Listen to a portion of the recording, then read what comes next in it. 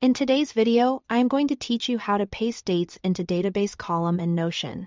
If you are working with a Notion database and you have a column set up for dates, the process is fast and reliable once you know where to click and what format to use. Start by locating the date property column in your database. Find an empty cell in that column and click directly on it.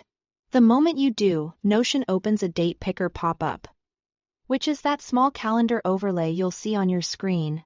This lets you choose a date visually, but you don't have to use the calendar at all. Instead, you can type or paste a date right into the field. Notion recognizes standard formats like 2000-1000 YYY, for example. 324-2020s, 6 or the ISO style, YYY. 2000-1000, like 2026-324. Both are safe choices and work smoothly. If you are copying from another app, such as a spreadsheet or a document, just paste the date while the cursor is active in that date field. Notion will pick it up immediately. A quick tip here: if you work in a region where the day comes before the month, using the YYY 2000-1000 format helps avoid any confusion. Because it's unambiguous and consistent across systems, after you type or paste the date, Notion automatically formats it for you. You might see it display with slashes, dashes, or even a more readable style like a month's name, depending on your workspace preferences. Don't worry, Notion is storing the date correctly behind the scenes, and the display format can vary based on your settings. The key point is that you don't need to force the formatting.